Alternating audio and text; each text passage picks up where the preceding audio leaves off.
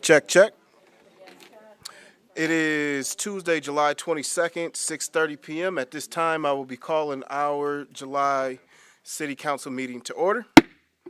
We will start with Pledge of Allegiance, and then invocation will be given by 6th Ward Council Member Will Forgrave. I pledge allegiance to the flag of the United States of America and to the republic for which it stands, one nation, under God, indivisible, with liberty and justice for all. If everybody would take a moment to pray or meditate or reflect on whatever they wish, however they wish, for just a brief moment, that would be appreciated.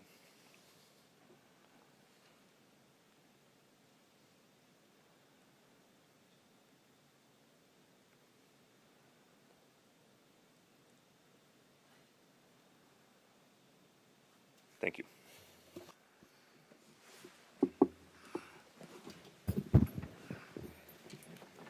Madam Clerk, if you will proceed with a roll call, please. Mayor Mahoney, Present. Councilmember Robinson, Present.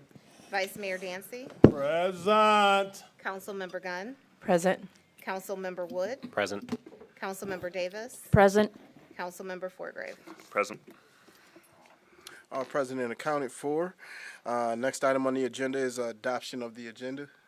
So moved.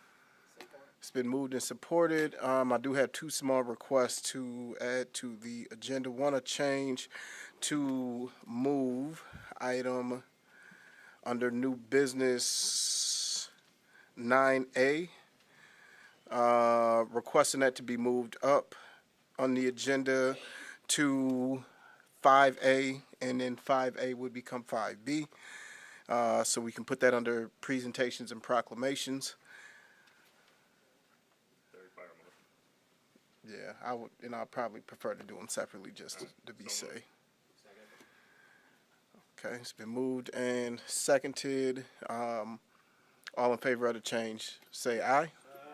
All opposed have the same opportunity.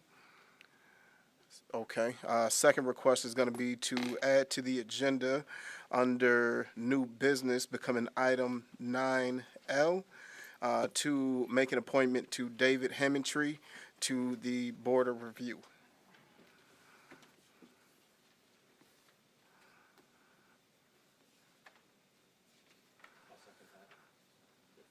Are you making the motion? Yes.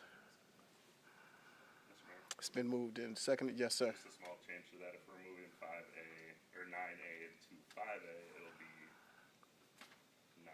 Okay. Yeah. We can make it 9. What was your mind? Oh, but we haven't voted to do that yet. Well, we have, but I guess question for Madam Clerk: if you move 9A on here, Does it automatically? do everything? It's up to you guys. So, We could make the appointment 9A, Oh, which would require no movement below. okay. She's the clerk. Okay. Whatever she said, yes. So all in favor, say aye. Aye. All opposed have the same opportunity. And now we would just be voting now to pass the agenda itself. I will allow the clerk to tally and post that vote instead of a voice vote on that particular item. Just make sure you refresh the screen so it can pop up properly.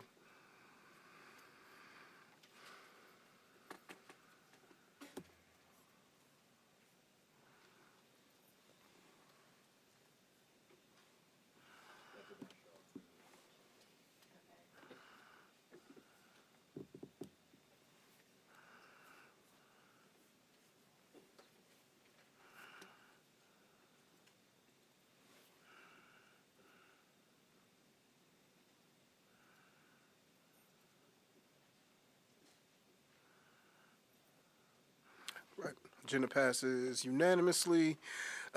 Okay, that brings us down to item 5, presentations and proclamations. And Item A. We have a resolution, as the community, I'm sure, is aware of, and just in case some may not be aware, the city suffered a tremendous loss, and so this is our first meeting since that loss. We lost a pillar in this community, someone who devoted many, many years of their lives to the city of Jackson as mayor, longest elected mayor that I believe we've ever had. And also was a former state representative and was our treasurer. And so I just want to read this and present it to the family tonight, and just give opportunity for us to give honor where honor is due. So this resolution, 2025-35, a resolution honoring the life and service of Martin John Griffin, by the City Council. Whereas the City of Jackson recognizes and honors the significant contributions of citizens, and whereas Martin J. Griffin dedicated his life to public service from an early age as a lifeguard at Ella Sharp Park Pool and as a playground leader at Kiwanis Park. And whereas Martin J. Griffin, after graduating from Lumen Christi High School and the University of Michigan, began his political journey as a staffer for the State House Representative Carl Purcell, Speaker Curtis Hertel, and Speaker of the House Lou Dodak. And whereas Martin J. Griffin continued to serve his community through numerous volunteer leadership roles, including as a City of Jackson Planning Commissioner, an Ella Sharp Park Board Trustee, a Parks and Recreation Commissioner, and President of the John George Home from 2008 to 2015. And whereas Martin J. Griffin served as mayor of the City of Jackson from 1995 to 2006, and again from 2011 to 2013, making him the longest serving mayor in the city's history. Whereas Martin J. Griffin represented Michigan's 64th District in the State House of Representatives from 2006 to 2010, where he continued to advocate for the needs of Jackson and its residents. Whereas in 2018, Martin J. Griffin began his tenure as city treasurer, during which he improved accessibility and convenience for residents by modernizing financial services and launching an online payment system for city services. And whereas Martin J. Griffin played a key role in many of the City of Jackson's milestones, including the relocation of Consumers Energy headquarters to downtown Jackson, the removal of the cap on the Grand River in downtown Jackson, and demolition of the Goodyear plant, all of which significantly contributed to the city's economic revitalization. Now, therefore, be it resolved that the City Council of the City of Jackson hereby honors the life and legacy of Martin J. Griffin for his unwavering commitment, distinguished public service, and profound impact on the City of Jackson. On behalf of all the citizens of Jackson, we offer this resolution as a condolence to the Griffin family. I, Daniel J. Mahoney, Mayor in and for the City of Jackson, County, and State, aforesaid, do hereby certify that the foregoing is a true and complete copy of a resolution adopted by the City of Jackson City Council on July 22nd, 2025. So moved. Thank you. All in favor, say aye. Aye. All opposed, say.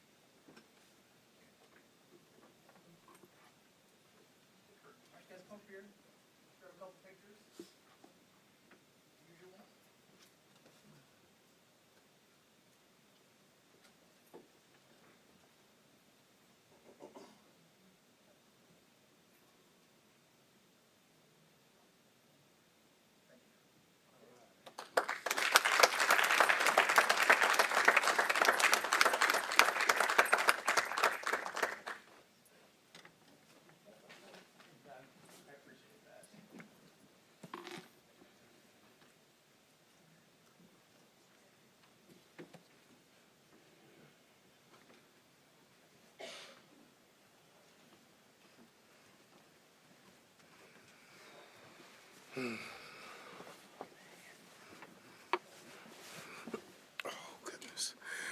I just want to again say thank you to his family for not only being here, but for sharing him with this community for so many years. Okay,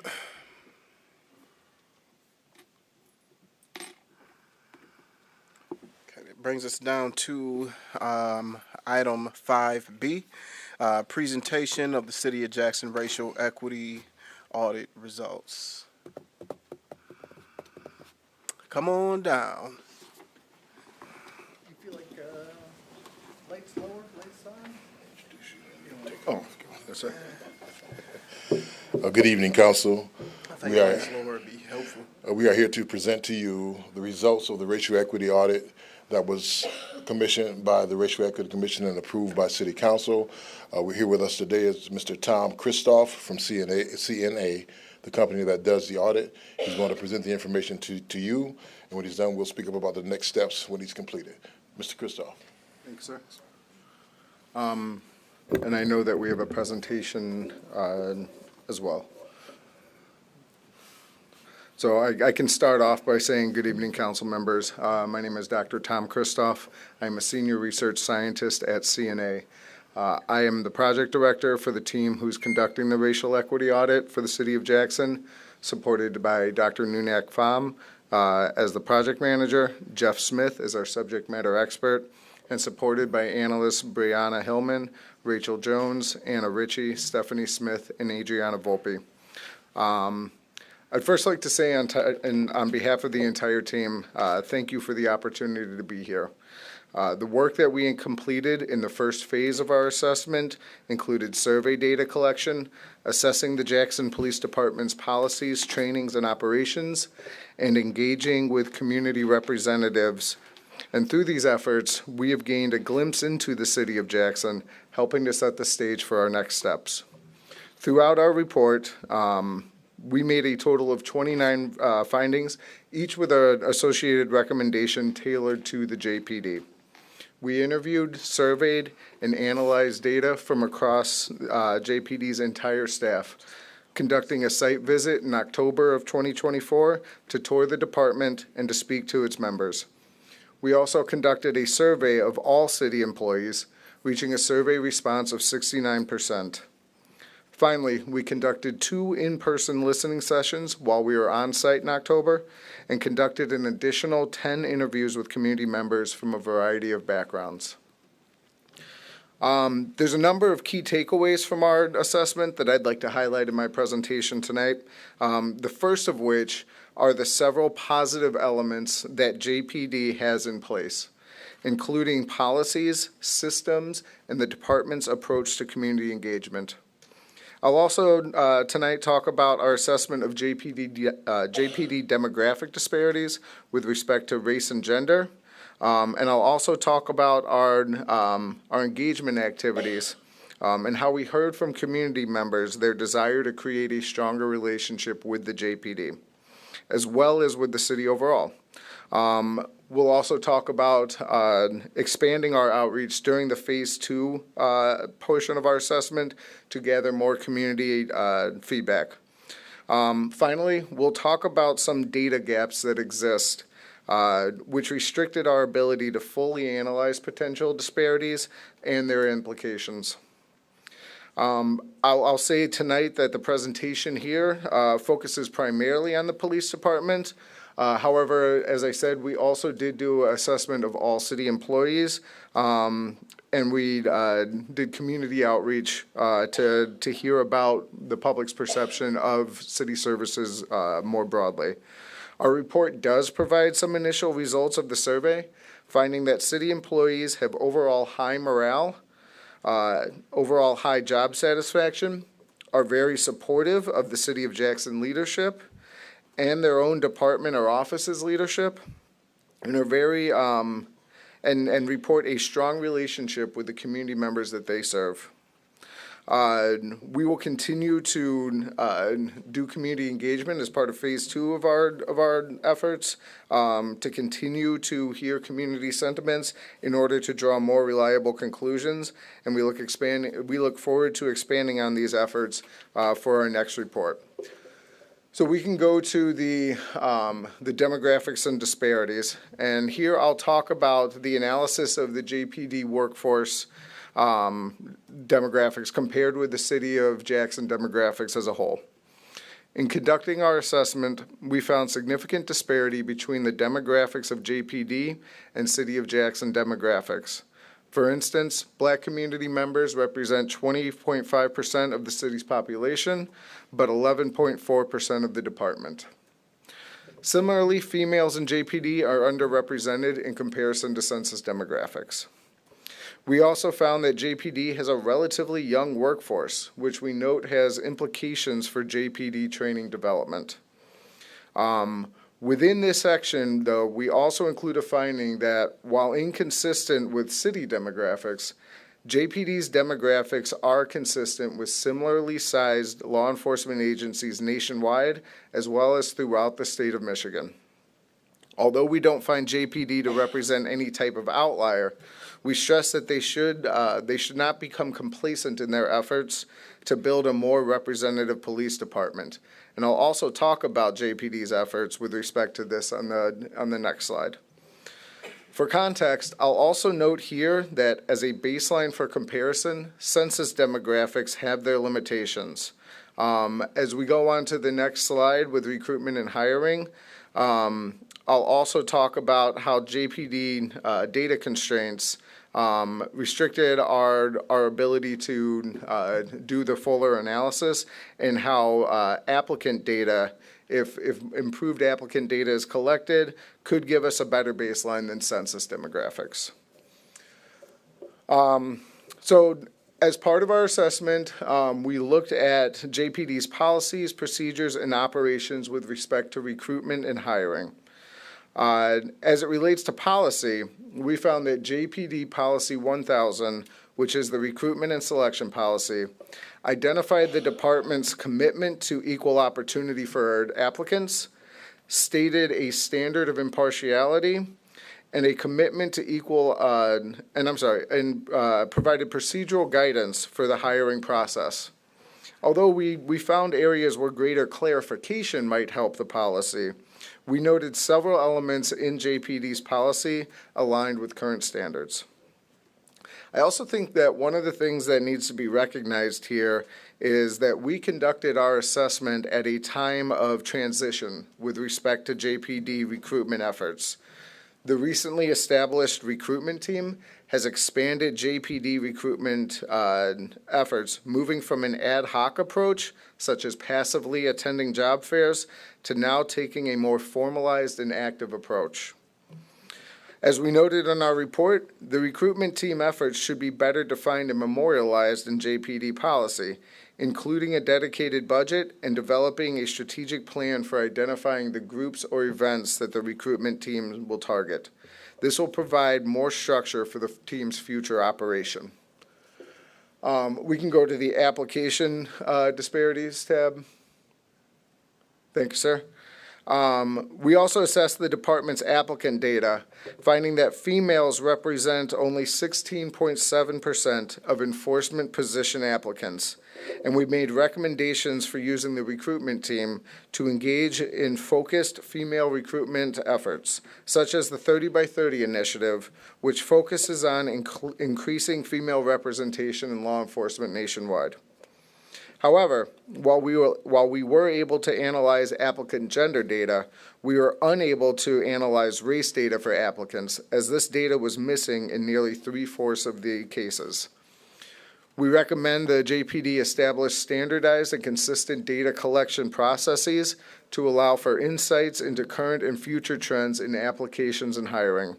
For instance, a comparison of hiring data to applicant data would provide an improved option over the census demographics that we had to use, and would provide better insights into whether disparities were the result of hiring practices or recruitment practices. We can go to the promotions and advancements. We also analyzed JPD's promotional data for the years 2020 to 2024. In evaluating this data, we found that female and black applicants were promoted at higher rates than male and white applicants, respectively. However, we also noted that there were only 14 promotions within this time frame, and therefore we could not make any statistical inferences.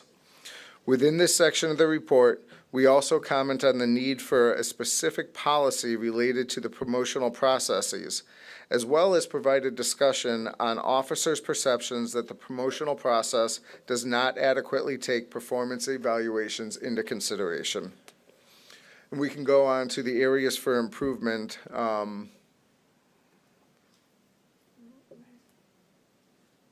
Yes. So we also, as part of our analysis, also analyzed the falling out points between male and female applicants, finding differences between the sexes. Again, as with above, I think this goes to the importance of data collection to identify tailored ways that JPD can identify and address where applicants need the most help. And finally, with respect to the recruitment team achievements, we wanted to take a moment to really highlight their 2024 achievements, including the number of events they attended, their incentivization efforts, and their updated materials that they produced. As this really highlights the importance of memorializing this team's responsibilities so that these efforts can be maintained going forward. We can go into the accountability and oversight. Thank you.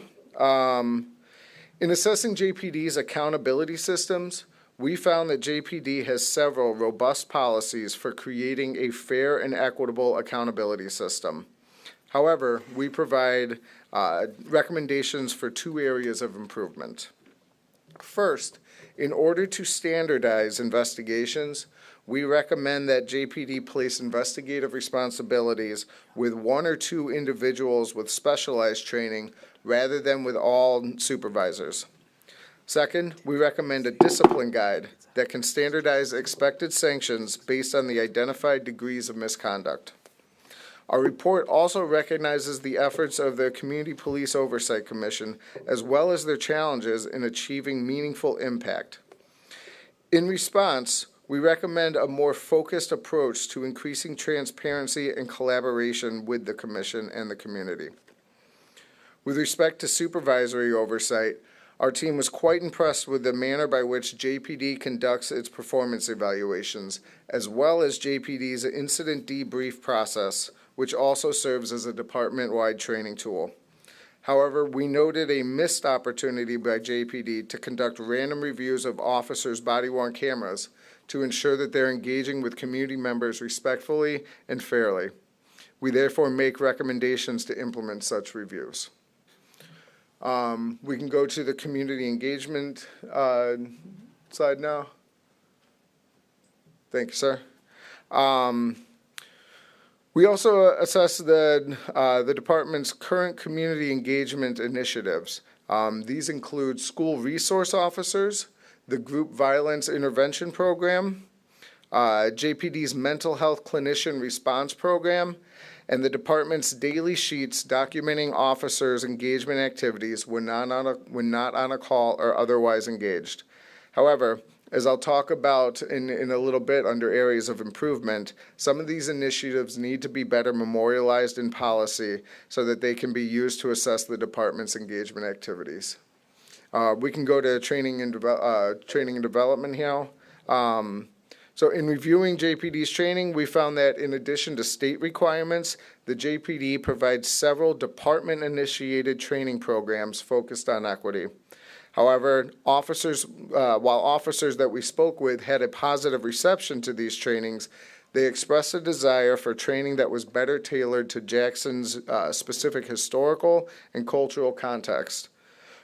In our report, we noted that this could be addressed through more systematic training development processes, such as needs assessments and annual training plans. And then we can go into the areas for improvement. And similar to other sections of our assessment, we found that the areas of improvement really relate to making things more systematic. We have ensuring that the JPD documents their missions, objectives, goals, and policies into official departmental documents. As a starting point, we noted that JPD does not have a DEI strategic plan, which could be a comprehensive plan for engaging the community as informed both by the department and the community.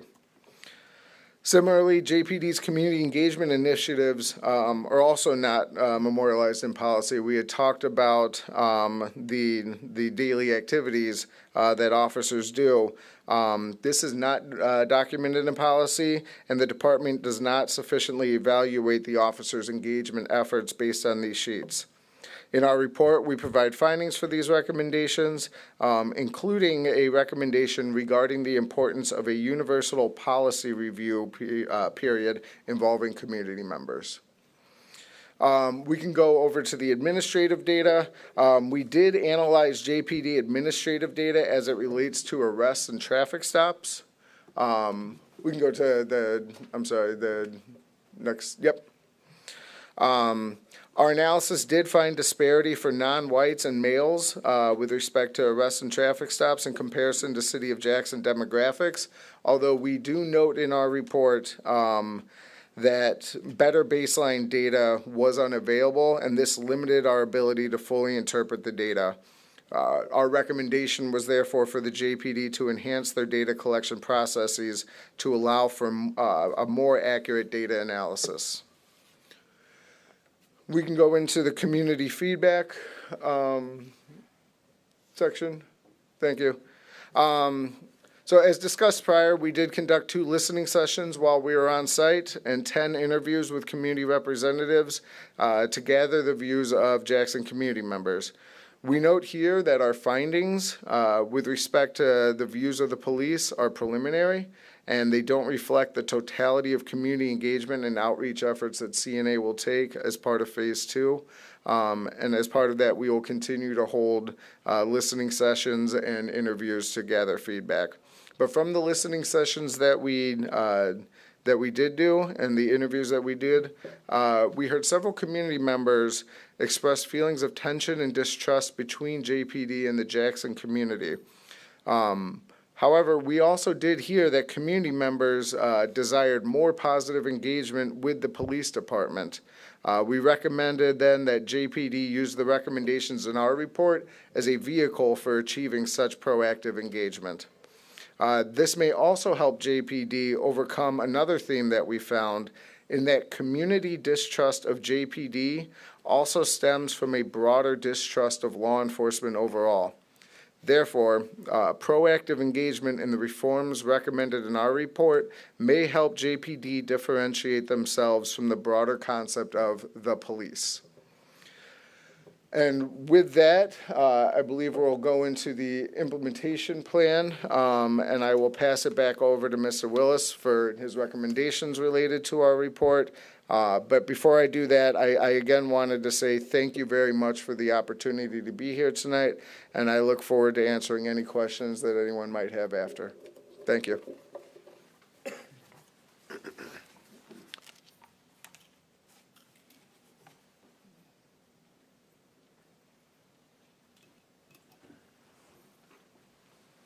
Thank you, Mr. Christoph. For the recommendations that we have for the council, the first top part of that page is recommendations that we have for our police department, that we're working with our police chief.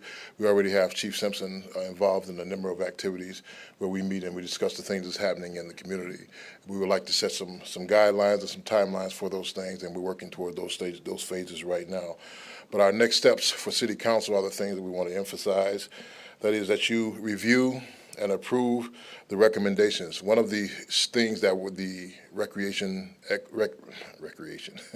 Racial Equity Commission was asked to do was to complete this racial equity audit, because it's okay to have opinions, but unless you have data, it's only opinions. So we wanted to get the data. We have the data before us, and now we can start to work on some of the things that we have. We ask that you allocate resources, budget for recruitment efforts, training programs, and data collection improvements, establish oversight, creating implementation timelines with regular progress reporting to council, and that we prepare for phase 2, anticipate the expansion of the audit to include all the other 12 departments for the city of Jackson. Those are our recommendations for the city council at this time. Any questions that you have, please feel free to ask. Council, what questions do we have?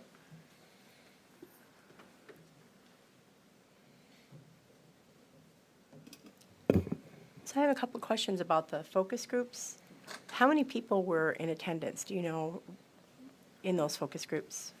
With the focus groups or the listening sessions? I'm sorry, excuse me, the listening sessions, thank you.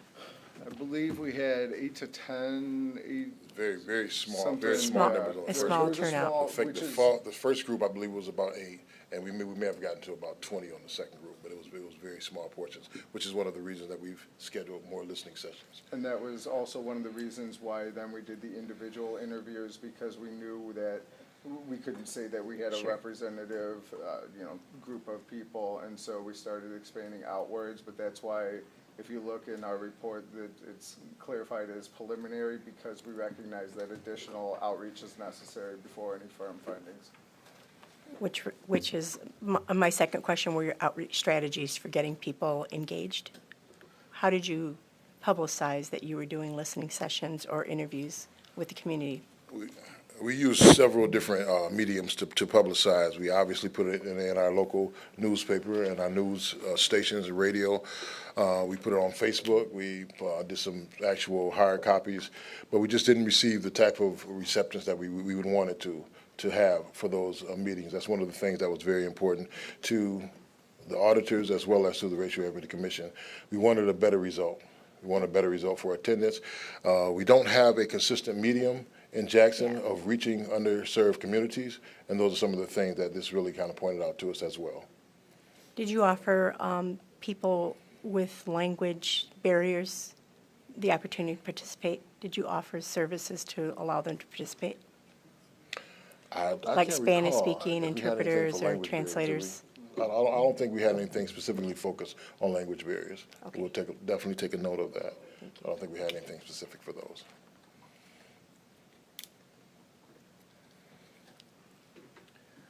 Council, what other questions do you guys have?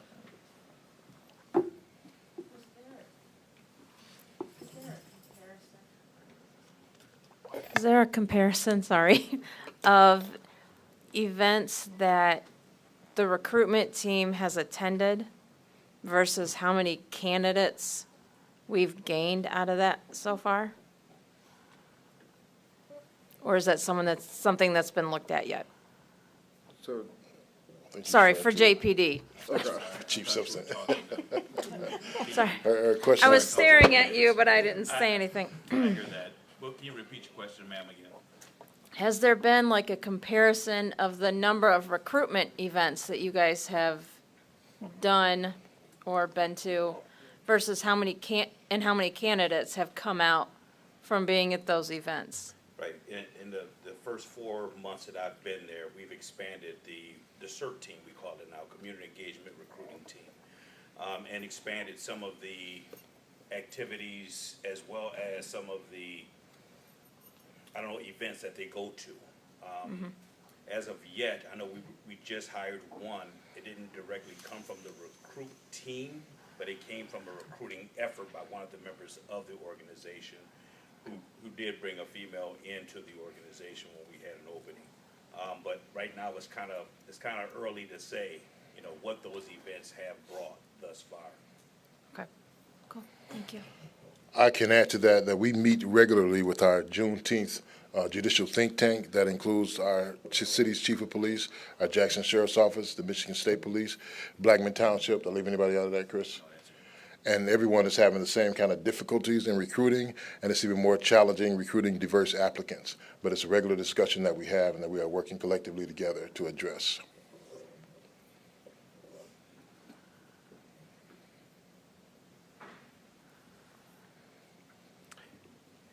Any other questions? Okay. So- Seeing here none. So since this is a preliminary report and you are going to be holding more listening sessions, what's your timeline for completing this report? for the second phase, I believe on I believe the plan was to be, original plan was to be done by the end of this year. I know that we've had some delay in restarting on that second phase. And so I think that that's something that when we re-engage, we'll have to come up with a new timeline. Same total period of performance as we had initially planned, just accounting for the gap that we've had since about February. Okay, thank you. Do you, for the second phase, do you suspect that you'll simply move on to the other departments, or will you try to fill some of the gaps and holes from the first phase that you discussed here tonight?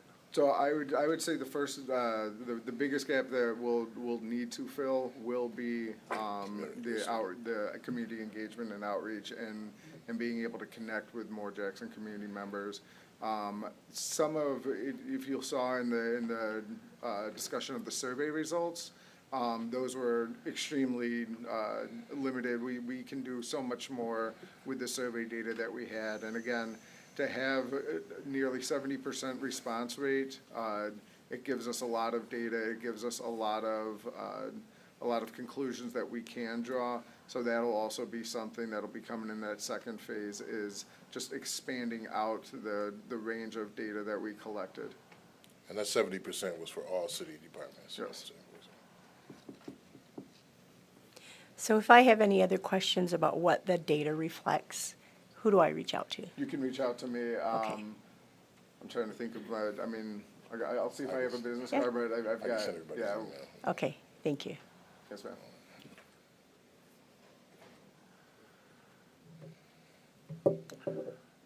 Okay. Thank you guys so much. Thank you, Councilman. Thank you all. Thanks. Thanks.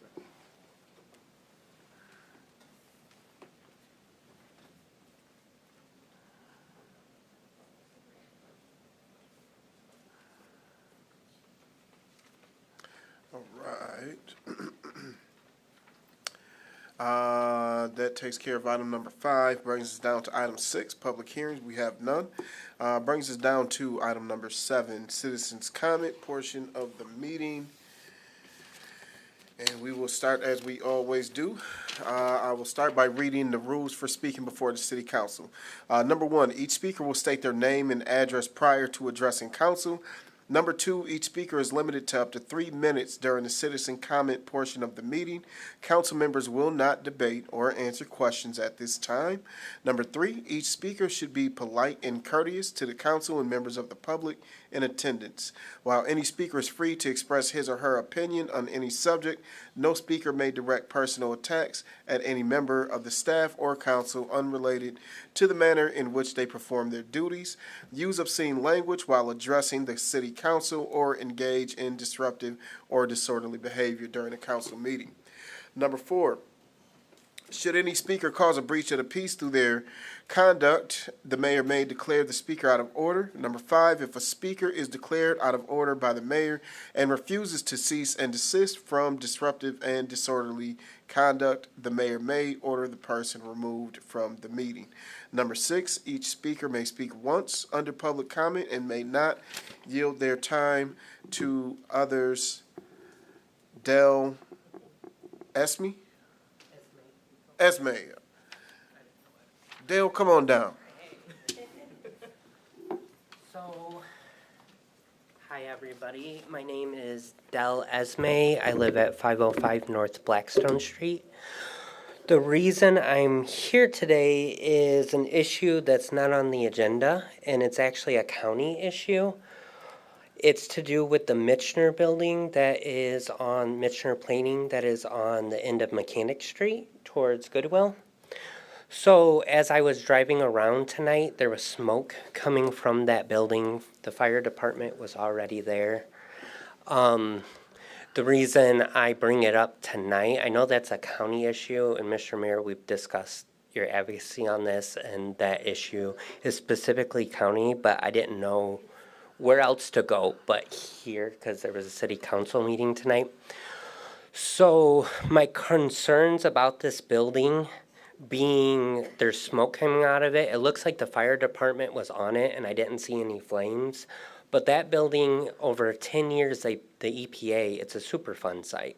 So over 10 years, the EPA has been cleaning it up. Through that process, at least for me, I only speak for myself, it does not feel like they've been very transparent. This year, it looks like they've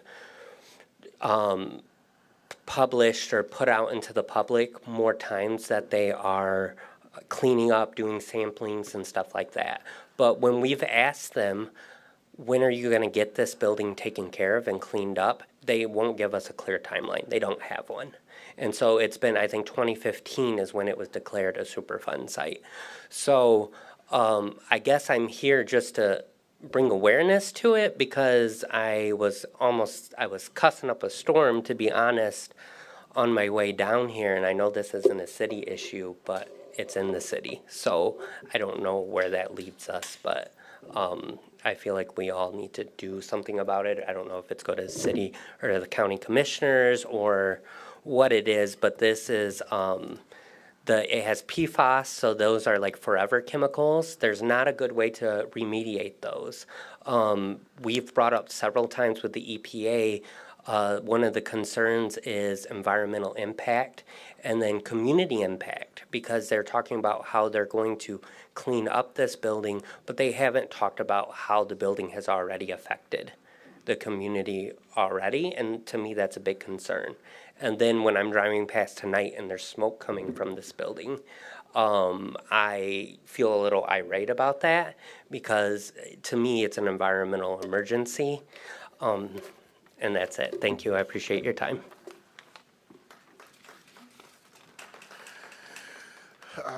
John C. King.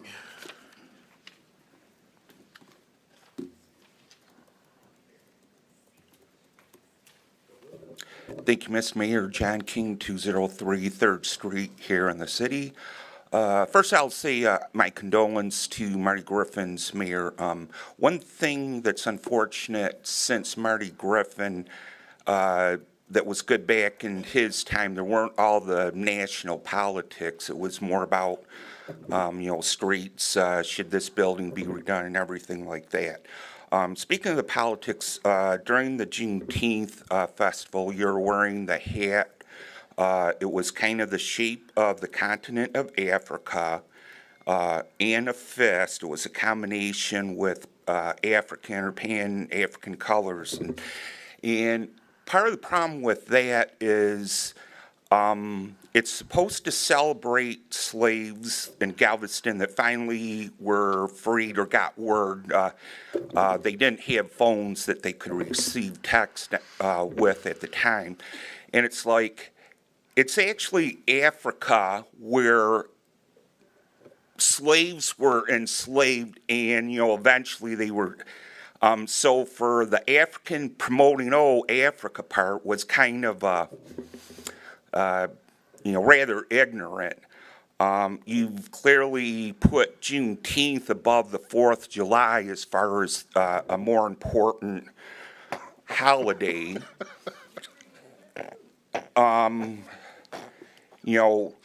Just like Bart Hawley mentioning, he's mentioning on a show, upstairs there are soldiers enlisting in their meetings for the Civil War, but you show zero appreciation for, and that hat shows zero appreciation for the people that gave lives that if you can say you would be a slave otherwise, and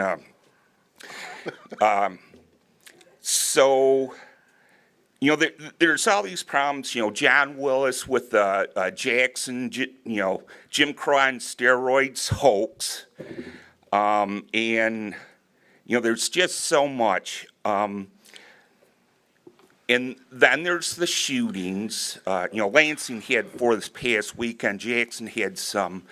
There was the shooting on the south side where you mentioned that you suspected this individual might have that happen to them, the one that was killed.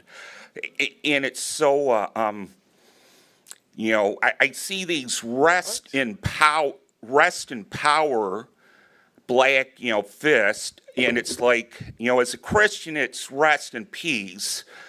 And, there's evil to this racism, and you can't have devil without DEI. We missed you too. John Light.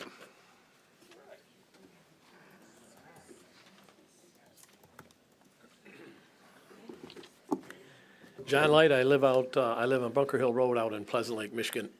Just a few words about Marty Griffin too.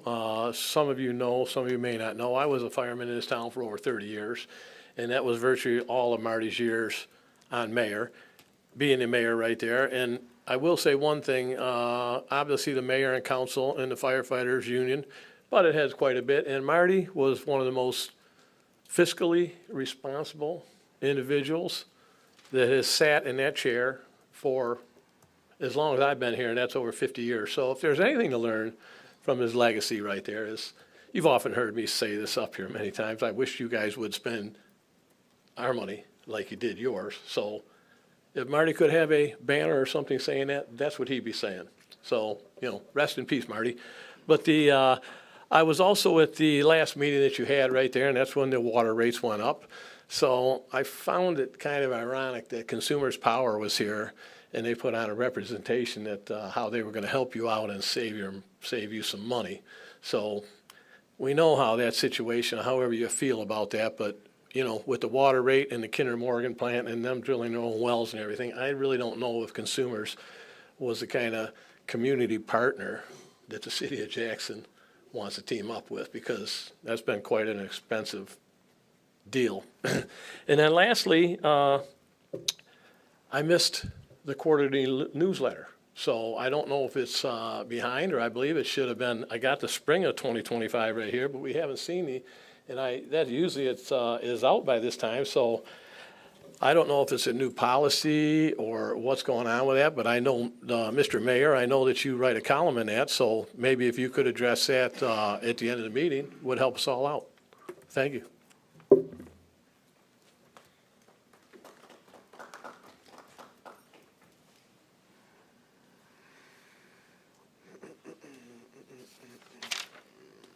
Colleen McEldowney.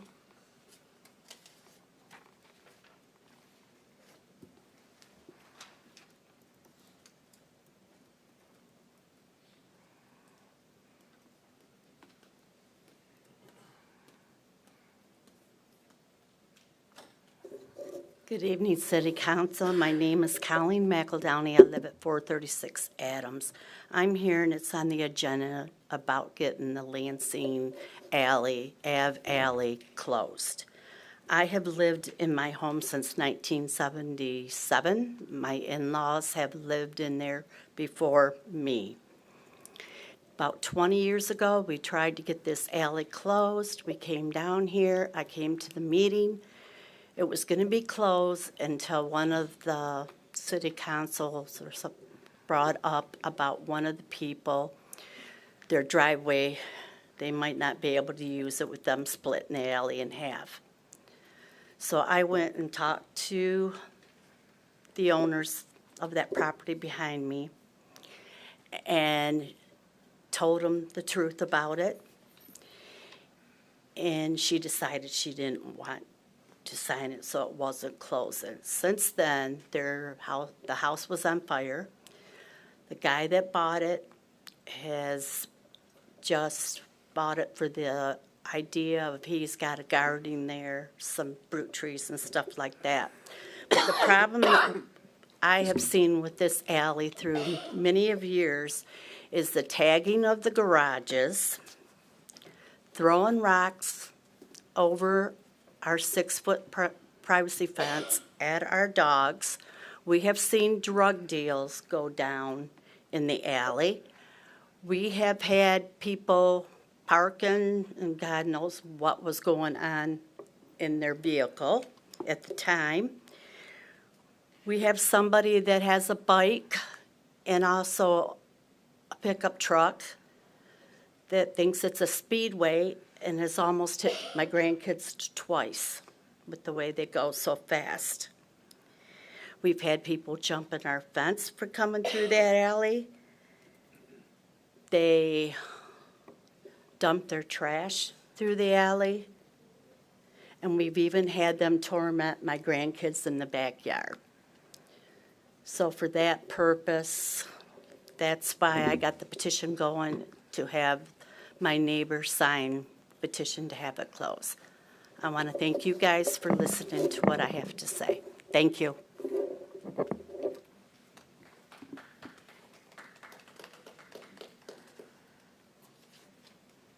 Keith Steller.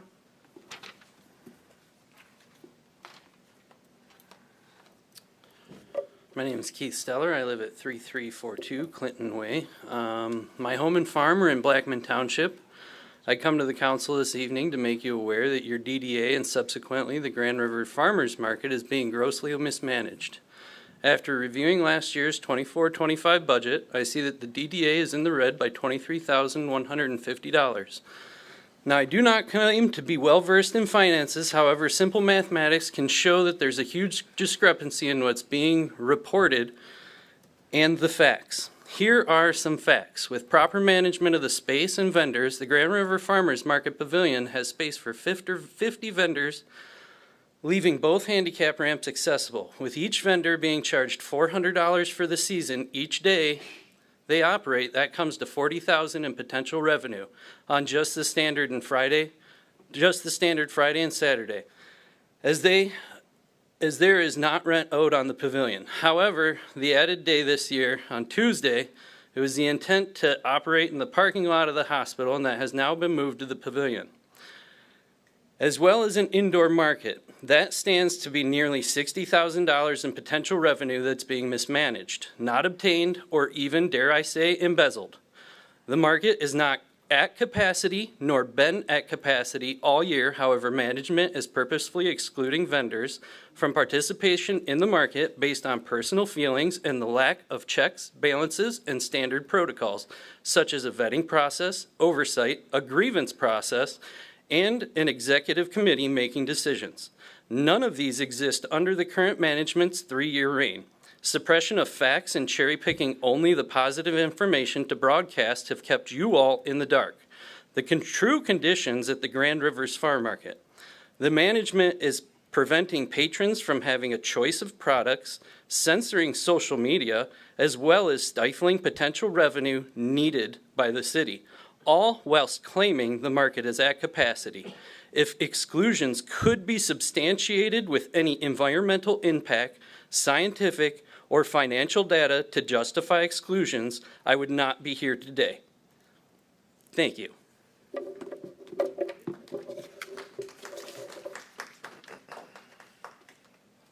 Kate Brown.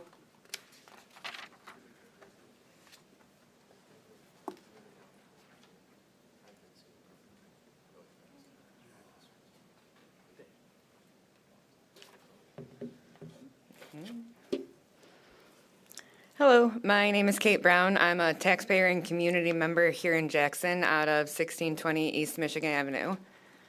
I thank you again for your time as I continue to advocate for the resolution to decriminalize entheogens in the city.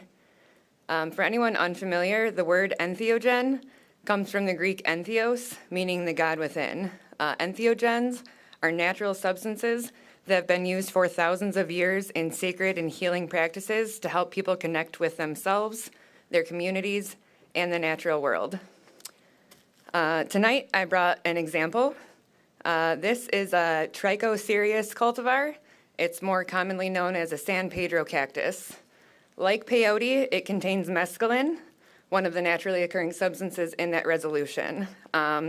This cactus has been used ceremoniously by indigenous cultures for over 3,000 years. Mescaline is currently a Schedule I substance. So, if mescaline is a Schedule I substance, how did I get this cactus? Why would I walk around talking about it? I bought this at the Home Depot here in Jackson. You can actually find a large variety of mescaline-producing cacti at big box stores all over the country.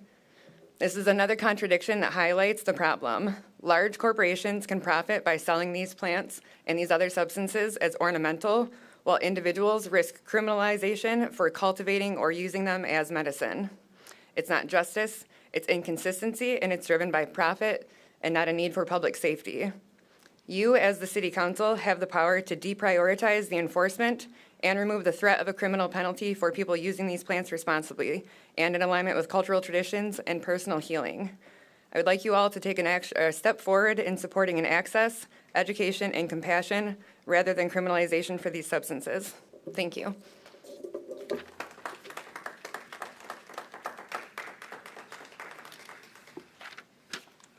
Roger Mulford.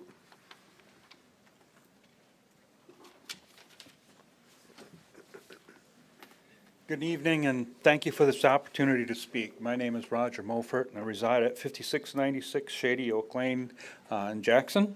In 1972, I enlisted in the U.S. Air Force under the Strategic Air Command. Like Councilmember Freddie Dancy and all veterans, I swore an oath to protect the Constitution, and that oath does not end at discharge. I continue to stand for the freedoms and the rights of the people. Today, I ask the Council to move forward with the ordinance to decriminalize entheogenic plants here in Jackson. 5 other cities in Michigan have already passed similar measures. City Attorney Matthew Haggerty has reviewed the proposed resolution. These natural substances used for centuries are now being studied for real measurable benefits. Over the past months that we have given you evidence of clinical research and lived experiences that show they can help with treatment for PTSD for veterans. It is now in a phase 3 trial for our veterans. Palliative care and end-of-life therapy. Managing mood disorders for Parkinson's. Alleviating depression. This is a real big one. That's what they are finding on it there. Treating therapeutic brain injuries. Reducing anxiety and depression in terminal cancer patients. Treating alcohol abuse disorder. Treating chronic migraines. Reducing rates of intimate partner violence. Reducing the odds of criminal arrest. And there are many, many more. I could sit here all night going through. We have a book that we have put together of all of the studies that are going on clinically in this country and in others. So, we've also shown you evidence from cities that have passed these measures that show it has had positive impact on their communities. The one I gave to all of you was from the sheriff out of Washtenaw County. In Genesis 1:29, it says, I give you every seed-bearing plant that will be yours. These plants are part of creation and carry deep cultural, spiritual, and healing value. A bill was introduced at the state legislature in June, just this past June. This is the 3rd one that has been put in there. But it won't move forward unless more cities lead the way. Jackson can be the 6th city and stand up for smart, compassionate policy. I believe Councilmember Dancy is the right man to sponsor this ordinance. Thank you. Okay.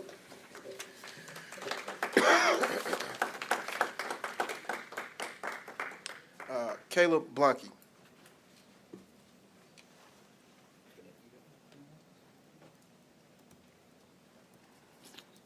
All right, good evening, Council. My name is Caleb Blanke. I reside at 1105 Ellery Avenue.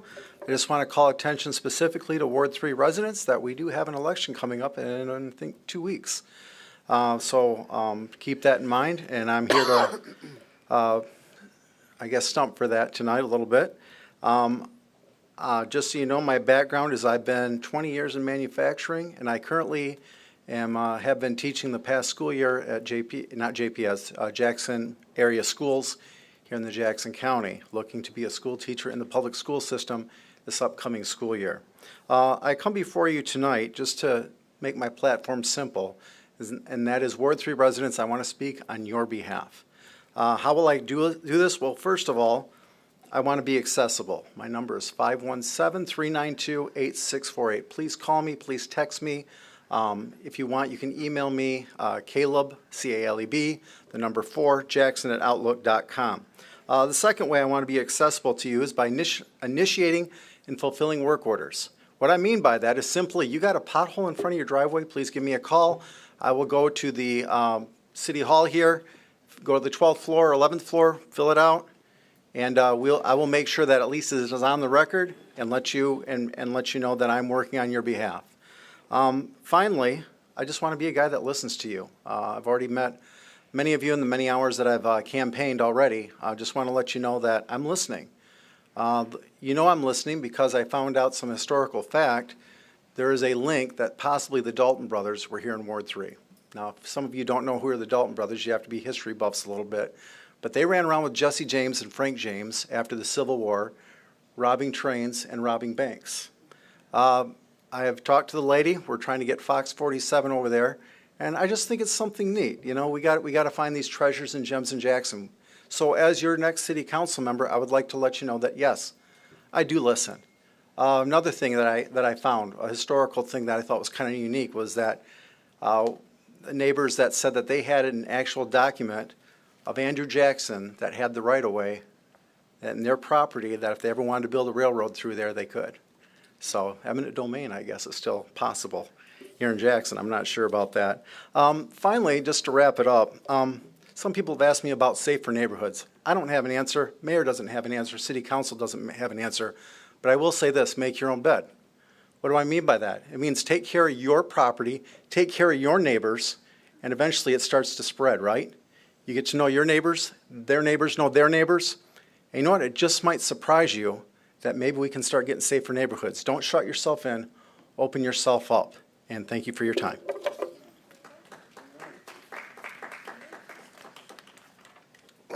Nicholas Thurston.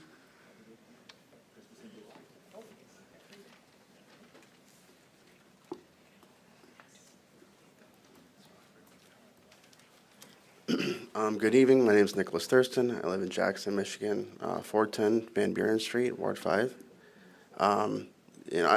Oddly enough, I just saw a news article recently about a man in Texas who shot and killed his roommate when he was high on mushrooms, who was recently sentenced to federal prison. He actually the murder case was dropped. He pled to a lower charge of possessing the firearm, I think when he was on drugs or something like that. But then he tried to bring a gun into a church, and that was basically what sealed the deal. So I don't know if that sounds like a religious, ceremonial, healing, spiritual event, but I think it's kind of ridiculous, the argument that people are making. People that, make meth could come up here and say, well, I can buy all this stuff at the supermarket, so I should be able to do this, right? You can make a bomb with stuff you can find at a hardware store. It's still legal to do that, but whatever. I think it's a bad decision.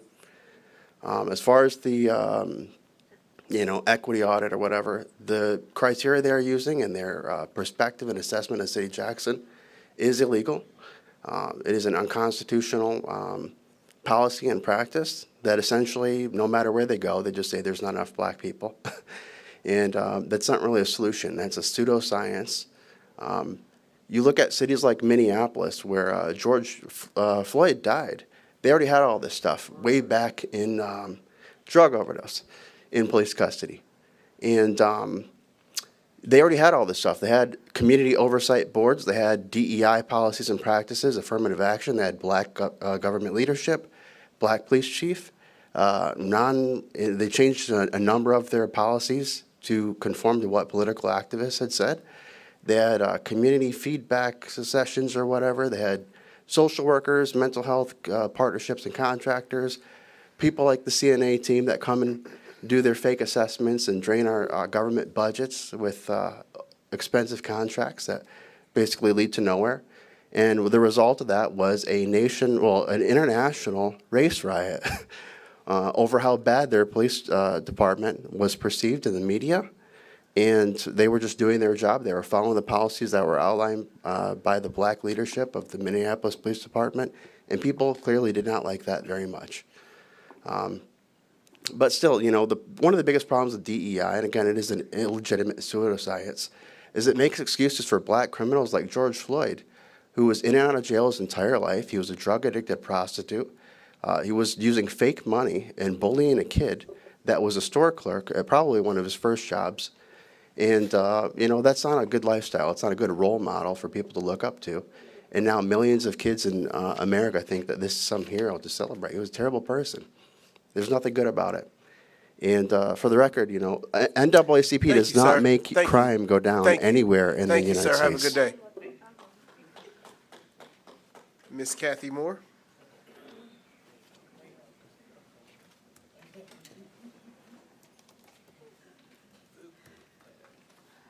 Good evening. My name is Kathy Moore, 1513 South Martin Luther King Jr. Drive. I stand here this evening to show my appreciation and thank you to my councilwoman, Ward 1, Arlene Robinson. She attended the pig roast that my church had, and I believe she had a good time, and I wish all of you had a came, but it was great, and I appreciate her coming out. And yes, it is time to vote, and let's put her back in that seat that she's sitting in. My second thing is I am standing for item J on the new business. I am part of the Michigan Theater, and I hope we get all of your approval for what's on the agenda. Thank you.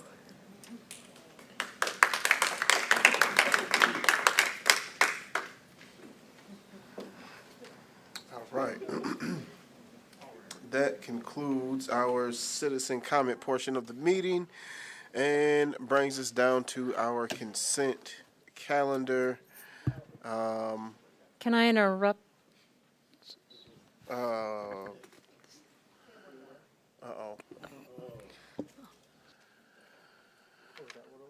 Davita Quinn.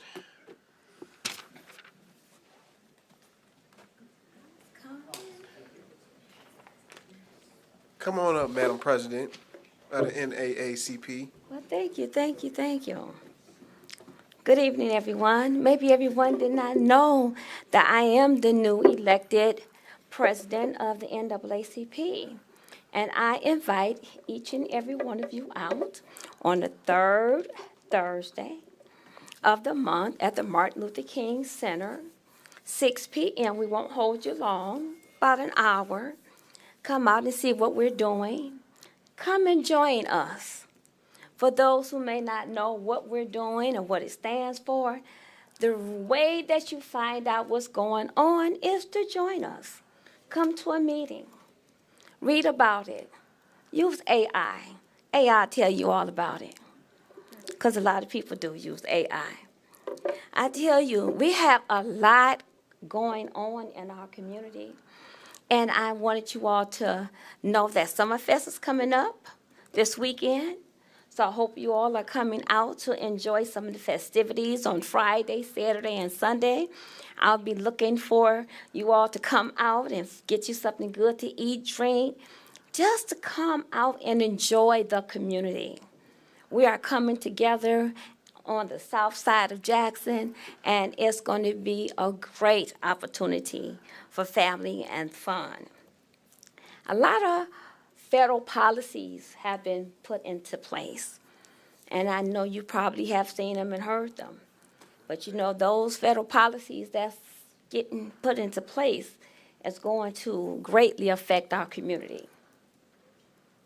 Those who have WIC, SNAP benefits, people trying to go to school, find daycare for the children, cutting programs, making people who are already on programs do different things through DHHS. All of those things are going to matter in this community.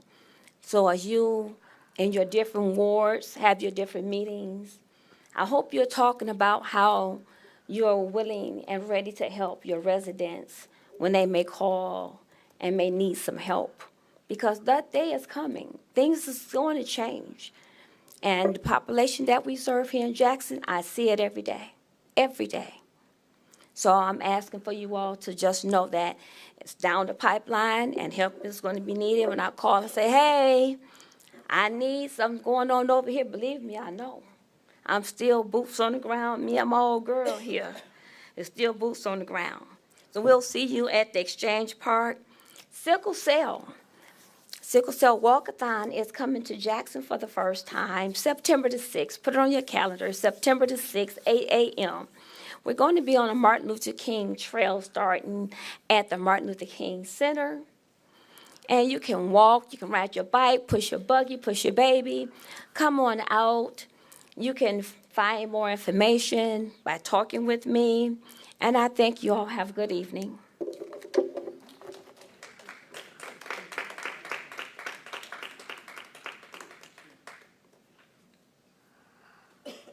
Okay.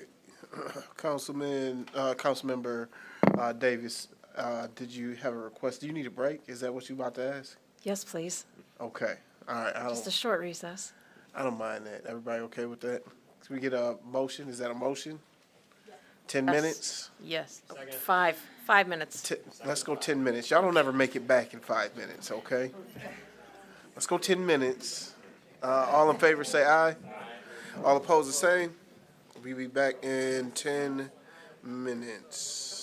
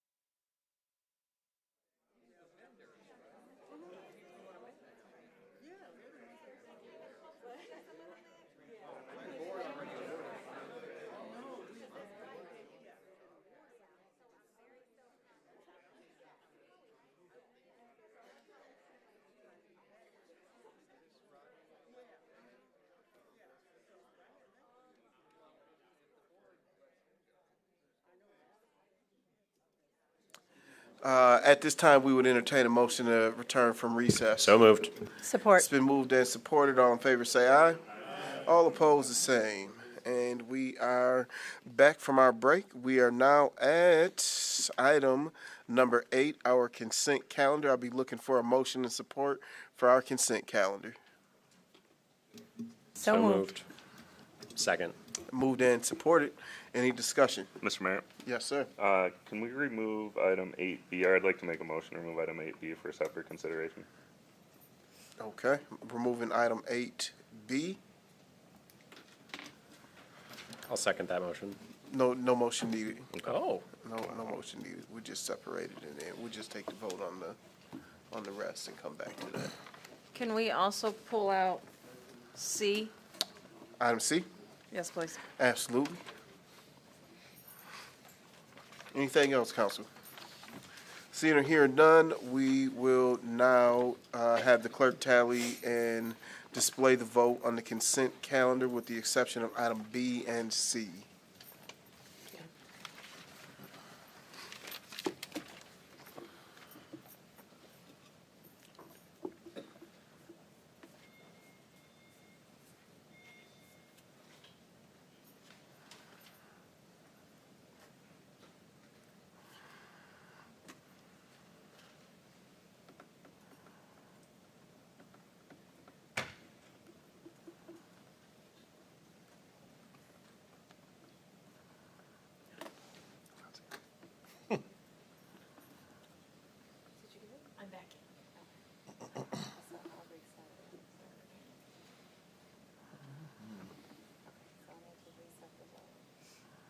Do it again?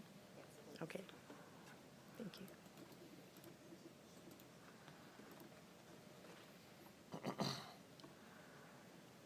I didn't get it. No.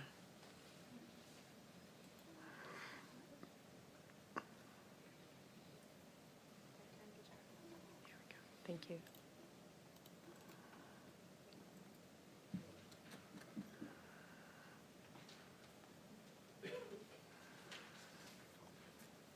Item passes unanimously. That brings us back up to item B, Water Relief Fund. We'll be looking for a motion and support. So moved.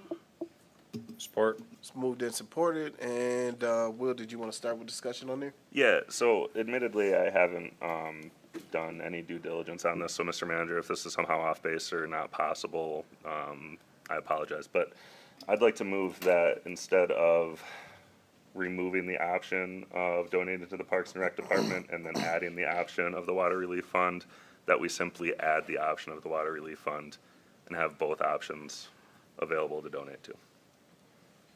No skin off my back. That's fine by me. It's whatever your pleasure is, guys.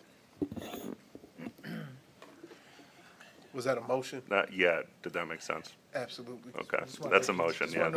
I'll support the amendment from Councilmember Forgrave.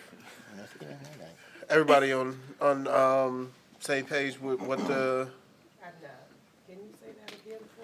Yeah, so what I'd like us to do is add the Water Relief Fund option, but then also keep the Parks and Rec Department option instead of removing it. As it was recommended, we would have removed that Parks and Rec option and replaced it. I don't want to replace it, I just want to have both.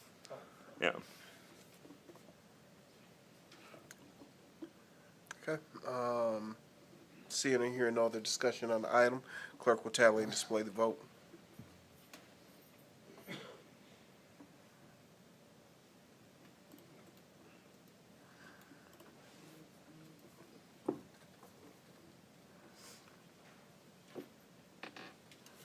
Item passes unanimously, brings us down to item C. Looking for motion and support on Lansing Avenue Alley vacation. Motion. Second. It's been moved and supported. And Councilmember Davis, did you want to start with discussion? Yeah, my only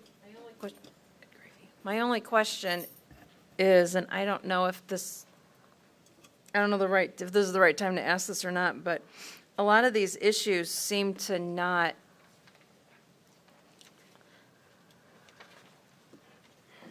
I don't know how they'll be fixed. I'm not against closing the alley or to vacating it, but how do we fix some of these issues? Because, I mean, the people that are, these lists of things that are happening are not necessarily, if you're doing this, you're not necessarily gonna listen to the fact that it's now private property. You know what I mean? Yeah, I mean, that's a very good point. They have their reasons. They believe it's going to solve their problems. Every person besides us as the city who touches the alley is signed off on the vacation. So it's one of those things where it will allow them to erect a fence and on both sides and close it off. So it could help Okay, that way. perfect. Okay, good. What happens now is it gets referred to staff and then we evaluate it, make sure we have no underground utilities. And if it can be pulled off, we'll bring it to you guys to vacate. Okay, perfect. Thank you. I think it's also fair to say, Jonathan, you can correct me if I'm wrong, but we are kind of moving toward trying to vacate more of these alleys and like dead roads that don't really exist, but exist on paper. Yeah. So this kind of No one hand correction washes the needed, other. that's true. Yeah. Alleys aren't fun. My concern was just fixing the ultimate, the side effect of the public.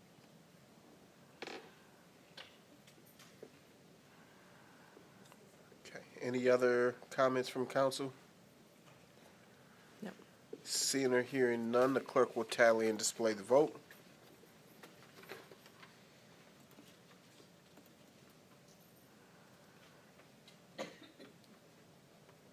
Item passes unanimous, and that means it'll be vacated. Oh, sorry, it's referred to staff, I'm sorry.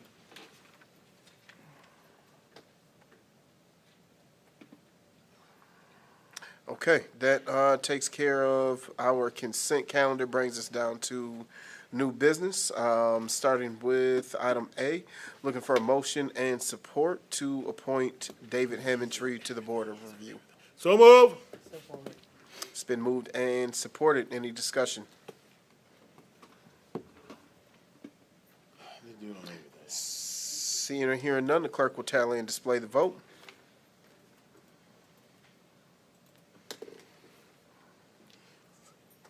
He's got time. Just when you thought your work was done, David. We appreciate you. Brings us down to item B, looking for a motion and support to adopt a resolution for the First Amendment of the Healthcare Savings Program withdrawal and asset transfer agreement between City of Jackson, Michigan, and the Municipal Employees Retirement System of Michigan. So move. Support. It's been moved and supported. Any discussion? Seeing or hearing none, the clerk will tally and display the vote.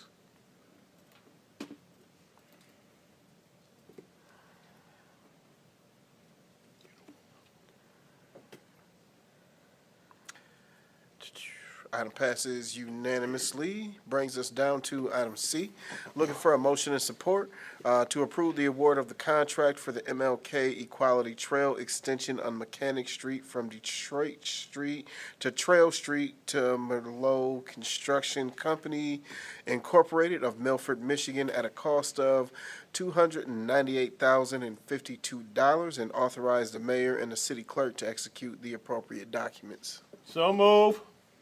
Support. It's been moved and supported. Any discussion? How much is the city kicking in? Because this is a grant situation, correct?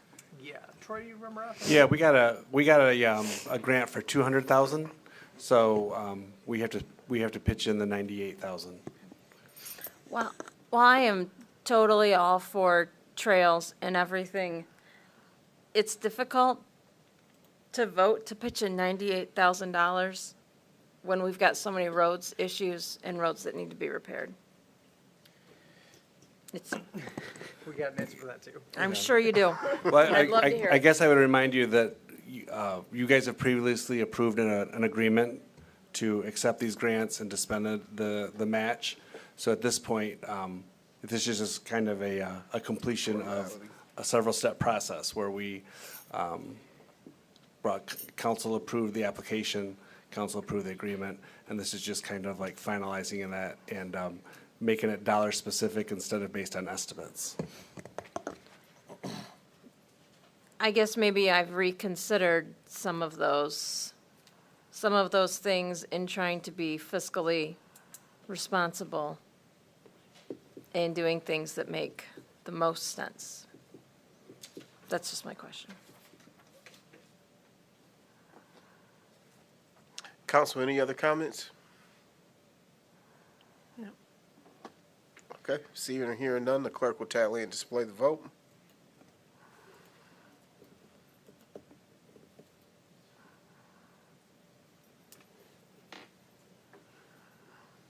Item passes 6-1. Brings us down to item D, looking for a motion and support to approve change order 3 to the Drinking Water State Revolving Fund Phase 1 Water Main Replacement, West Division contract with Bailey Excavating Incorporated in the decreased amount of $327,341.74 to balance the contract quantities to match the quantities placed in the field, and authorize city manager and city engineer to execute the appropriate documents. So moved. Support. It's been moved and supported. Any discussion? Seeing or hearing none, clerk will tally and display the vote.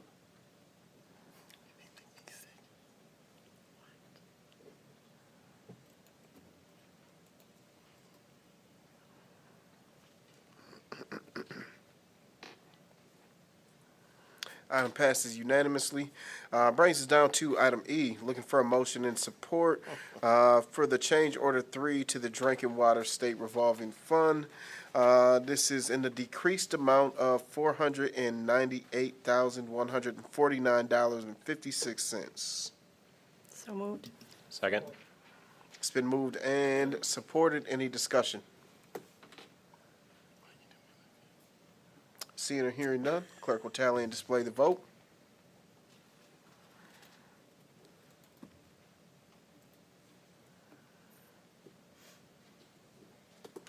Item passes unanimous. Brings us down to item F, looking for a motion and support to approve the second and final renewal of the 2023 HMA patching contract with Bailey Excavating Incorporated of Jackson, Michigan, in the estimated amount of $254,528.68, and authorize the mayor and city clerk to execute the appropriate documents.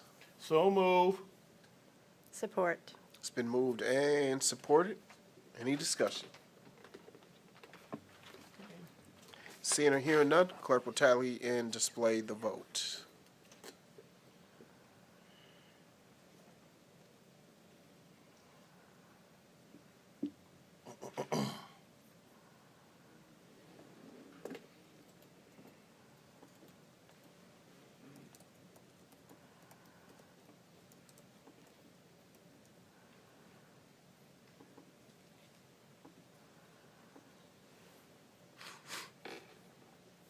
Item passes unanimously.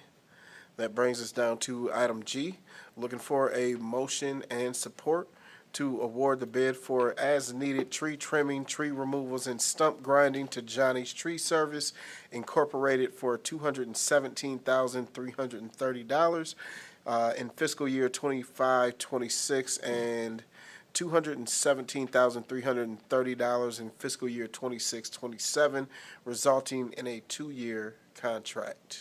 So move. It's been moved and supported. Any discussion? Seeing or hearing none, clerk will tally and display the vote.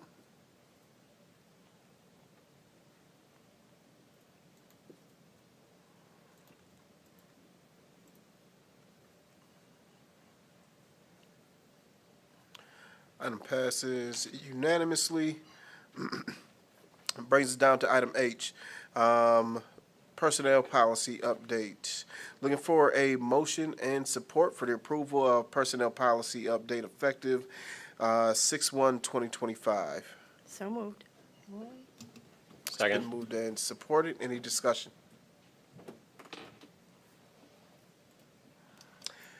What are the specific, are there specific changes, or is it just like a, There's two very basic ones. One is to comply with the Michigan Earned Sick Time Act, It just came down, so we have to include that.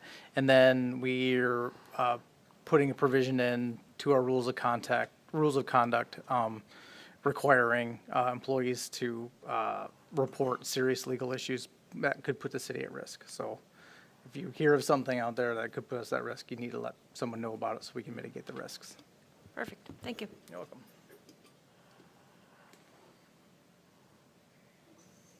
Okay, seeing or hearing no other discussion on the item, clerk will tally and display the vote.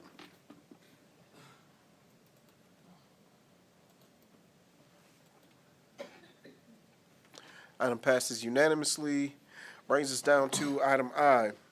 Looking for a motion and support for the approval of the purchase for 2,430 Census SmartPoint MXU radio reading devices from ETNA Supply of Grand Rapids in the amount of $398,520, and approval of the resolution to amend the budget for fiscal year 2025-2026 to fund the purchase. So moved. It's been moved and supported. Any discussion? Mr. Go ahead. Oh, please, Vice Mayor Dancy, What is this? please. Does she need to come up and talk? She can. I'd like for her to come up and talk. Okay. Chandra, do you want to come Chandra, up and Can you talk? come up and speak, please? He's only picking on you because Tim's not here, Chandra. Yeah, why'd you let him leave? There was a place we needed water in the city, a while ago, so I sent him over to make sure we did it. Good evening, Freddie. What could I help you with today? So what are these things? What do they do? The MXUs are reading devices that are installed in the houses so we can read the meters remotely instead of having someone actually manually go out with a gun and touch the pad on the home. This will. A gun meaning like a. Oh, sorry, yes, like a meter reading gun, sorry, yes, like a meter reading gun, sorry. Thank you, Armed DPW workers in your neighborhood. sorry. So is this another step towards moving to monthly, maybe? Yes, it is. This will help us get the infrastructure in about 2/3 of the properties that we service so that we can get reads instantly from in the office. We're still working on some of the other infrastructure, what goes along with that, but this would be another step in that process. So what I'm hearing you say is that we are moving toward monthly billing for our water and sewer customers. In order to do that, we need this technology that allows us to do it, and we are taking those steps. You are correct. Thank you so much. So can some of these be done at the same time? I know it's probably different people, but at the same time when they're going in to do our lead line replacements, so then it's just like one trip in the house with multiple people? Yeah, that's what we do. When we're doing something, we like to do it once, so yes. Well, that's what I was asking. I'm glad you did, it's a great question. Yeah, thank you. Thank you. Thank you. Thank you. We appreciate you very Thank you all much. very much. Seeing or hearing no other questions, the clerk will tally and display the vote.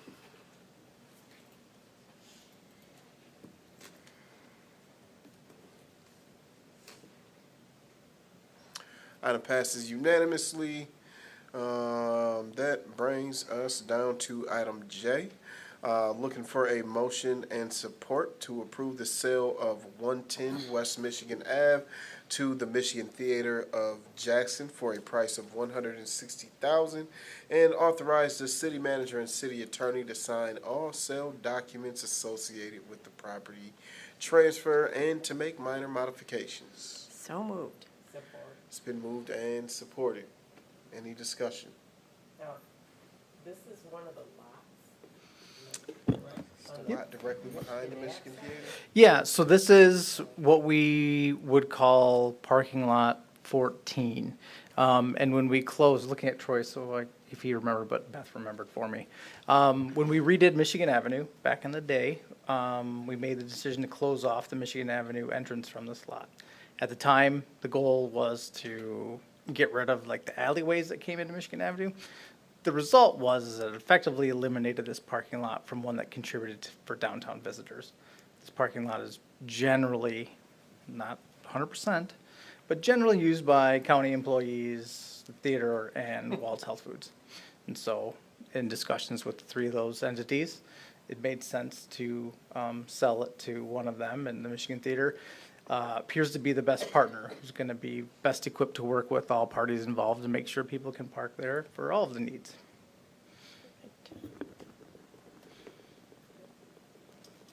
I know we like to make people come up here. I feel like we should make Steve come up here, although.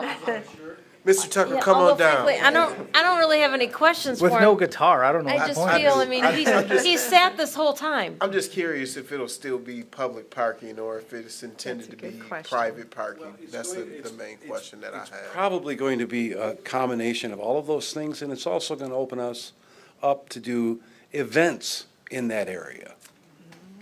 Okay. If you may or may not know, to date, the Shakespeare Festival has had the rug pulled out from under it from Wayne State. So suddenly it came to me, and this came after the fact that we had begun our talks, that why not bring the Shakespeare Festival back to Jackson, where the home of its origin. So it leaves us a lot of opportunities for after-hours events in that lot, smaller concerts maybe, fake grass that can be rolled up at the end of the night, and parking. It's going to be a multi-purpose lot.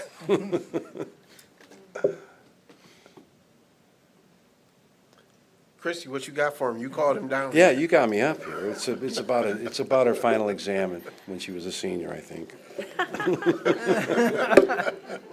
I hate to say it, I really just wanted to be able to call you up here as one of your former students. That's cute. Badger me. Tell now. Well, we appreciate it. Thank you so much. I appreciate you guys, all you do, really. Thanks, Steve. Don't clap yet. We might still say no. Okay, so seeing and hearing no other questions, the clerk will tally and display the vote.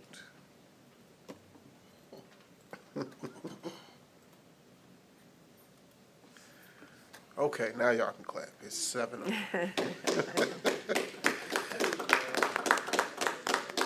And item K, I am looking for a motion and support to approve the collective bargaining agreement between the City of Jackson and the Michigan Association of Public Employees. So moved. Support. It's been moved and supported. Any discussion? If I permitted to, Mr. Mayor, I would just like to thank the collective bargaining team from the MAPE unit. It was fun, if you can say fun, in negotiations to work with them. It was fun to get to know them better. It was good to talk through issues with them and work collaboratively on this and build a stronger relationship, because we were negotiating one day, but working side by side with each other the next day. And I'm proud, again, to bring a union contract, a collective bargaining agreement, without having to explain a bunch of stuff in closed session.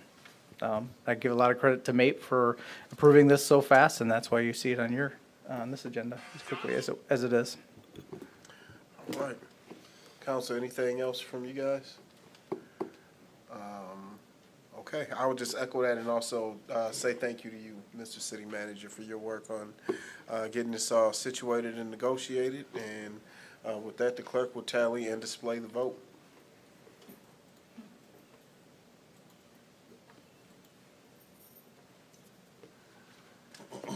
Item passes unanimously, and that brings us down to council member comments. I will start with Councilmember Wood. Thank you, Mr. Mayor. I'd like to thank the Griffin family for their literally generations of service to the Jackson community, and Marty obviously will be missed for a long time, and I think we will feel his absence as much as we felt his presence. In lighter news, I want to thank Chief Simpson, Chief Gonzalez, and Ms. Ragland for coming out to my ward meeting over the break, the gap between council meetings. We had pretty good attendance, so thank you to the several other council members who showed up. We did end up letting Vice Mayor Dancy attend against better judgment of, I think, everyone involved. And finally, I'd just like to say happy second birthday to my little one. Happy birthday, Joe. Thank you, Mr. Mayor. Happy birthday, Joe. Thank you. Councilmember Davis. Good evening. Thank you, sir. I also want to express my condolences to the Griffin family. Yep, Marty will be very missed. He's a great guy. I wanted to point out for anybody who does not have the fire department on their radar for the city, we had the Midwest Firefighters Challenge competition that was over in, I say we, they had the competition over in Minnesota mid-June, and we had 4 firefighters that went: Lieutenant Joe Carpenter, Lieutenant Daniel Peterson, firefighter David Sherwood, and firefighter Casey Pollins, and they came in second in their team thing. And it was pretty cool to watch. You can pull it up on YouTube.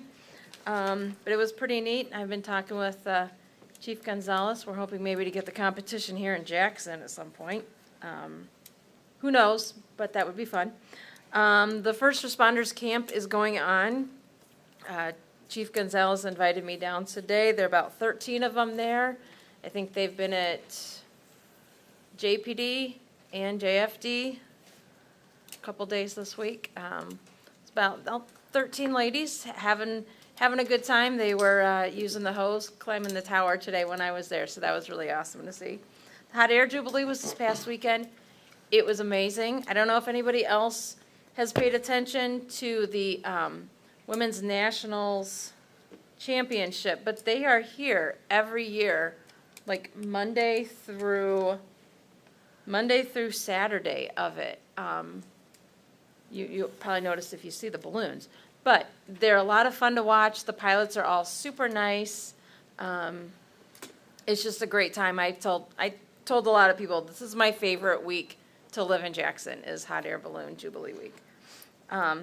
And then also, I want to thank Mr. Tucker for the amazing job that he has done with the Michigan Theater. I was a student of Mr. Tucker at Vandercook, and so it's been really awesome to see his good leadership and his musical abilities put to good use at the Michigan Theater. So thank you very much. We'll see everybody this weekend at Summerfest. Councilmember Ford Ready. Thanks, Mr. Mayor. Just like to say rest in peace to Marty Griffin, condolences to the family, and thank them for coming out tonight. Marty was a good man, he was a good neighbor, and truly worked tirelessly for his community, both, locally and largely. So he will be missed, and thank you.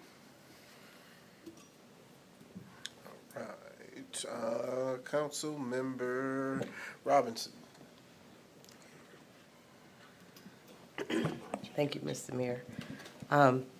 My condolences to the Griffin family. I want to say people showed up for him. The church was full, as I expected it to be, but people did come out to show their respect. And I also want to say thank you to city staff. There's a couple projects I had asked for in Ward 1, and I was surprised. I didn't even see it happen, but the one is near me, and it's like, whoa, the stop sign's there. So I really appreciate that. And the tree trimming for my church, around Second Missionary Baptist Church. It's not the church trees, but it belongs to the city. And we have a big event coming up this weekend too. We have 2 celebrations on Friday and Sunday, celebrating 160 years of service to this community. So we honor our pastor, Amos Pope Williams, and celebrate, I said that backwards, celebrate our pastor, A.P. Williams, and congratulate our current pastor, Pastor Darius Williams. So if you're looking for another place to go, I know my plate is full for the weekend, but there's a lot going on this weekend. So, and my church is part of that celebration, so I have something Friday and Sunday with them. Just to mention, I have heard a few residents who have had questions about how to get around. They know how to get around, but it is tough on the south side right now. So I am looking to try to schedule something to answer questions. So I hope people will come out and get their questions answered and get an understanding of where we are and how soon, or that soon, things will be back to norm for the south side. Okay? I'm excited about it, of course, but I do have to go around about the way sometimes to get back home. But thank you. Good meeting tonight. Thanks.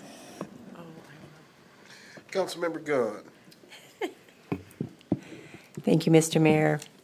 I just want to say, again, echo everyone's sentiments, how important Marty was to the community, and thank his family for lending him to us. I agree with your comments, Mr. Mayor, letting him be so active and be a part of our community for such a long time in various capacities. And my condolences to the family. And it's nice to be back. So thank you. Vice Mayor. Thank you, Mr. Mayor. Also, my condolences to the Griffin family. And also, when's our next meeting? August 19th. 19, yeah, another long day, another long one, boy, I can't wait. Enjoy this, because you know what's coming up. We got to get back on that grind in September, nonstop. Just move and groove. And I heard that Mr. Tucker is one bad mother. That's right. Thank you. And I appreciate you so much. I'm talking about the theater. That's what I'm talking about. What you talking about, girl? Thank you for everything that you do. I appreciate that, and thank you for buying that lot. Thank God. And I just want to say thank each and every one for coming out. Enjoy it, and I am working on, trying to get that ordinance together and bring it forward. So I just want to let you know that. The mushroom ordinance. Don't forget that now. Thank you. They got an example that you don't even have to try to get it together. I know I know. He want me to push it forward. Just making a motion to bring it forward. So I think I'll do that in 2028. Yeah. Thank you. Have a good night. Sleep tight. Oh boy. Oh, I gotta recollect myself. I'm sorry.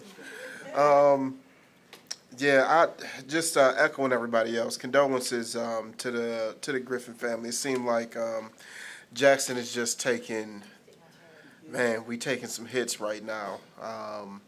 So I also just want to send my condolences to the Hampton family as well, Lee Hampton, and all the siblings and all the children and the grandchildren. Just know that my heart is with you. And we appreciate the contributions to this community that Frank Hampton has made, and showing that you can truly display what redemption looks like, and just appreciating the way that he poured into people, including myself. Every occasion that I saw him, just asking what's next, encouraging, and in being an encouragement in some really tough times. So just wanted to express my condolences to their family. And in moments like these, I know for myself, when attending Marty Griffin's funeral service, it just brings a reality. And I was texting back and forth with former Mayor Derek Dobies, and we just kind of were sharing some moments that we both had with Marty, laughing about his response to us renaming the park and, you know, just kind of his attitude towards it. But I'm very grateful that we took the time to give him and his family their flowers at a time that they could still appreciate or not appreciate them at their pleasure or displeasure of it happening. And just, you know, appreciating conversations that I had with him and his advice on how to deal with parking. You know, and just it just brings reality to the you know, what I told Derek is, you know, mayors, and this is just a saying that mayors have, like, mayors are forever. Once you're a mayor, even when you're not elected anymore, one that desire to help the community that you were the mayor of is something I don't believe it ever goes away. And I know people have had several other positions, but they end up still being referred to as mayor to a lot of people, because that capacity is something that sticks with people for so long. And just the reality that we all will have a final day in office. And our loved ones who sacrifice during that time that you are called to serve are often the ones who are in the background, who don't get thought about. And then it really brings it to reality when you go to a service and you see that while Jackson may have felt like they were the what revolved around Marty's world, there were so many other people who loved him dearly and who knew him more than and past just being a mayor. So I appreciate his brother and his mother for coming out tonight, especially. On a lighter note, I want to send a heartfelt congratulations to Second Baptist, to the family over at Second Baptist, with a dear friend of mine, Pastor Darius Williams, Commissioner, Pastor Commissioner. I don't know exactly which one to put first. Darius Williams and his wife and family, the first family over at Second Baptist, and all the members. 160 years is a long time to service a community. And church, having a brother that's a pastor, I know the burden that you have, Pastor Williams, and how you care for people so tremendously, and it shows in the outpouring of support that you guys get. And the members, when you meet a member from Second Baptist, you can almost tell that they've been there for a long time. So I just appreciate you, and also want to send a special shout out, happy birthday to Baby Joe. Baby Joe, keep fighting the fight, get them snacks. Thank you for that. Stay in the fight, Brother Wood. That concludes my comments, Mr. City Manager. Yeah, thank you, Mr. Mayor. I want to continue to echo what a lot of people have said tonight. My condolences are with the Griffin family. Uncle Marty was a mentor to me since I came to Jackson in 2009, helping me see the light and helping me avoid making mistakes, and being there when I did make mistakes, and after pointing out what I did wrong, usually helping to help fix it. So his shoes will never be filled. That being said, we do need to fill the position. And if it's appropriate right now, I'd like to remind everybody that we have 60 days from the 12th to fill it. So that puts us at September 10th. We'll have one regular meeting between now and then. So in the next couple weeks, I'll be putting together a calendar, a timeline of when things ought to happen, and then working with all of you to figure out if we need to have a special meeting or if it can be lumped in with the August meeting. But be ready to get your calendars out, because we will need to do this at some point. It sucks the sucky part about dealing with all this is like we have to move on, but we don't have to forget. We're always going to tell good stories. But that's all my comments, Mr. Mayor. Yes, ma'am. That's what I get for not looking back at my notes, because I did want to speak highly of the Hampton family, very close to my family, resident of Ward 1. They were, or they still are, actually, the home is still there. And I believe the daughter or someone is in that home. But my condolences to that family. They are one of the Ward 1 families that I've known my whole life, actually. And then I want to say a special thank you to my friend over here, Kathy, for her kind words today.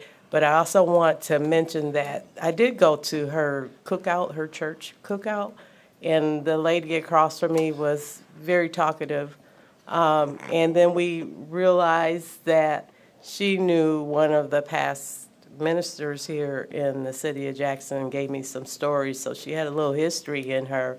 And it was certainly good to talk to her because it's like my family came from there and I know that family very well. So it was worthwhile, and I did enjoy the food, Kathy. It was great. Right on. Okay, looking for a motion. All in favor, say aye.